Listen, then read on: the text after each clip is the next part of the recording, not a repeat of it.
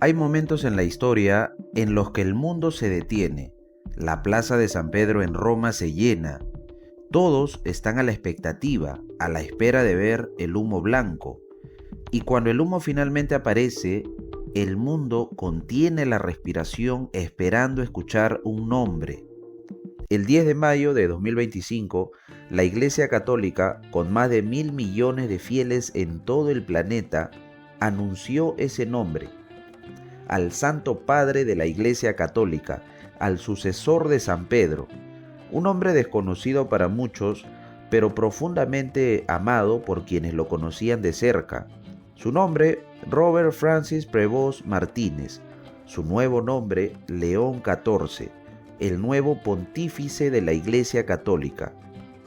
Y aunque nació en Chicago, Estados Unidos, también es peruano, legal y espiritualmente. Su corazón es peruano. Un papa realmente inesperado. Hoy les voy a contar la historia del primer papa con nacionalidad peruana. Su nombre es Robert Francis Prevost Martínez. Nació el 14 de septiembre de 1955 en una familia católica en la ciudad de Chicago, Estados Unidos.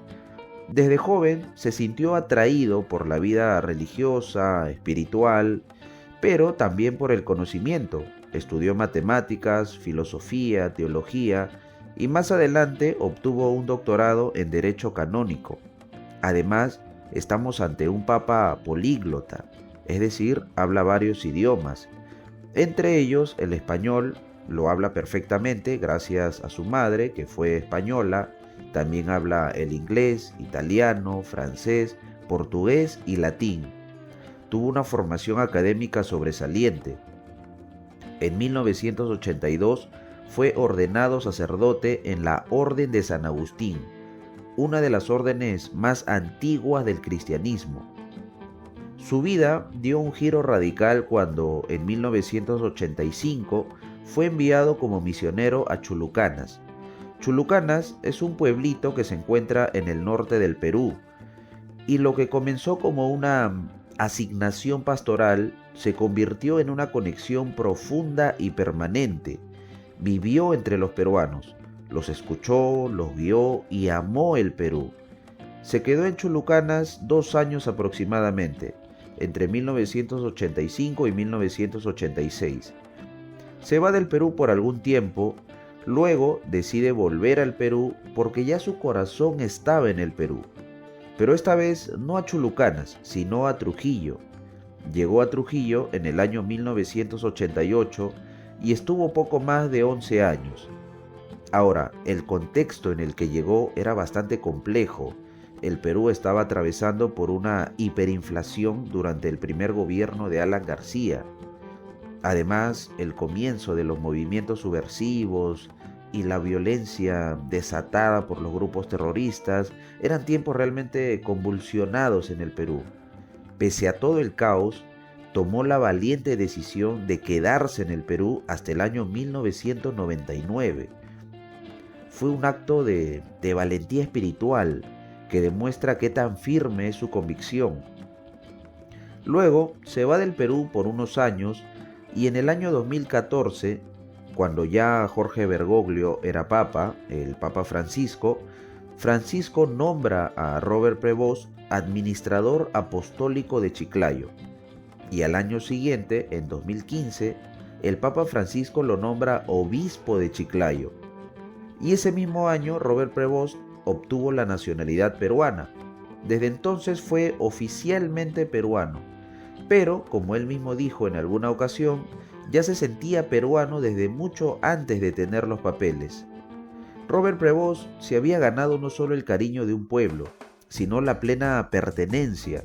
Había convivido por mucho tiempo con los peruanos, y eso implica adoptar las costumbres, la idiosincrasia, la cultura del Perú.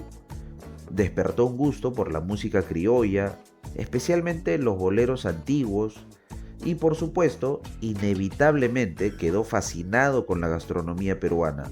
Se dice que uno de sus platos favoritos es el arroz con pato a la norteña. El ceviche norteño con chicha morada también es uno de sus platos favoritos. Son platos típicos del Perú, preparados al estilo norteño. Entonces estamos ante un papa que eligió ser peruano. Claro, es cierto que nació en Chicago, pero eso él no lo decidió. Fue producto del azar o la naturaleza o algún designio divino, como prefieran llamarlo. Pero el nuevo papa, León XIV, de corazón es peruano. Ahora, si sumamos todo el tiempo que estuvo en el Perú, permaneció en el Perú poco más de 20 años.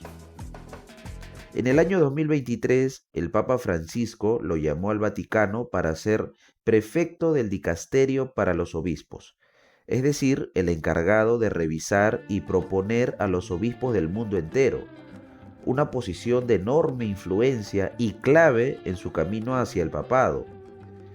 Pero fue una posición que él asumió sin aspavientos, lo asumió con serenidad. Su perfil era claro.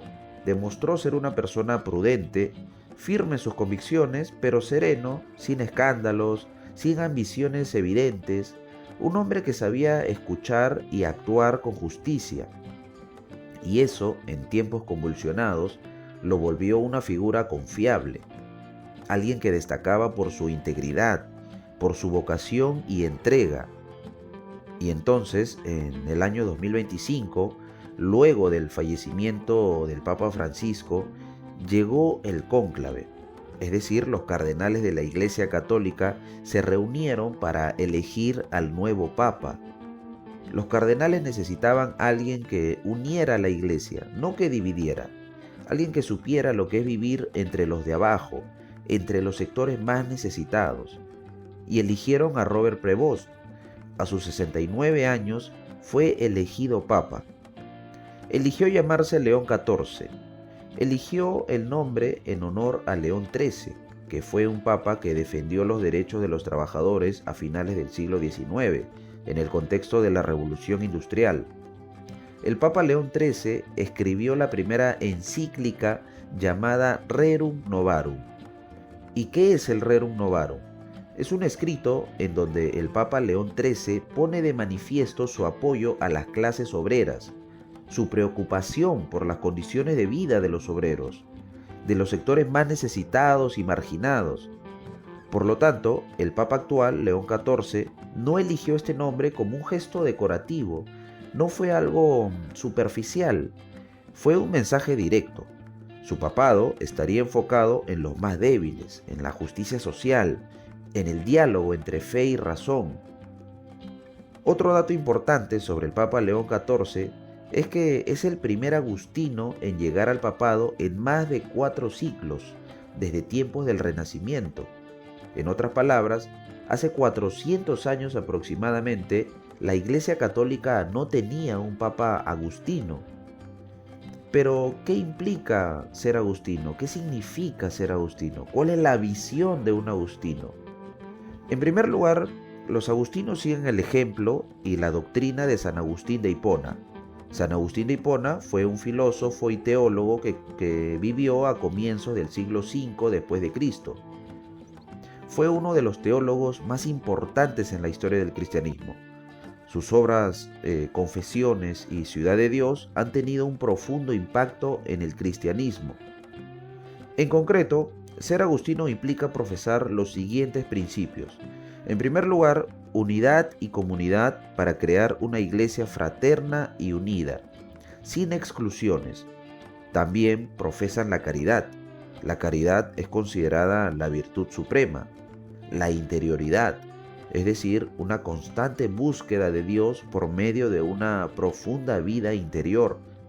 Y el amor a la verdad, lo que se adquiere a través de una sincera dedicación al estudio. Y ojo con este último principio, porque el Papa León XIV tiene una formación científica. Antes de consagrarse al sacerdocio, estudió matemáticas. Y eso es una buena señal, en el sentido de que ya es tiempo de superar ese viejo prejuicio difundido por mucho tiempo de que religión y ciencia son fuerzas opuestas. Ya es momento de superar esa dicotomía.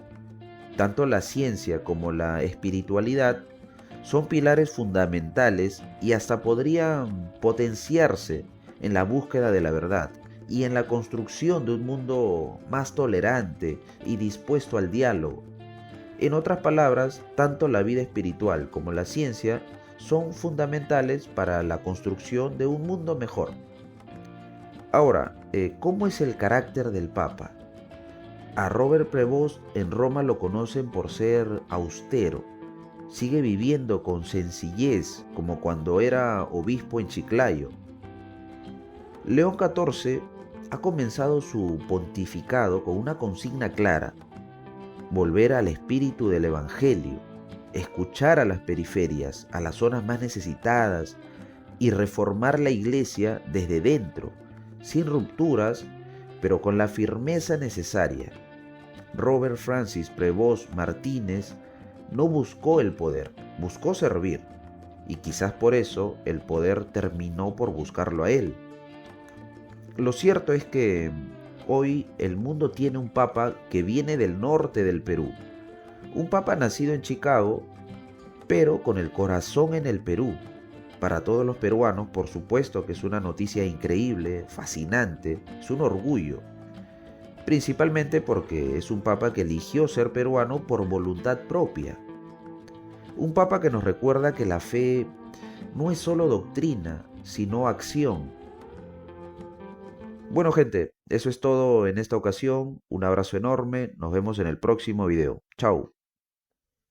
Y se me permiten también una palabra, un saludo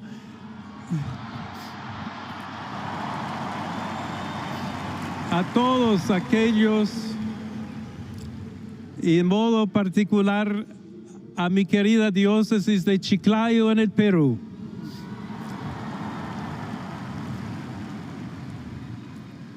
Donde un pueblo fiel ha acompañado a su obispo, ha compartido su fe y ha dado tanto para seguir siendo iglesia fiel de Jesucristo.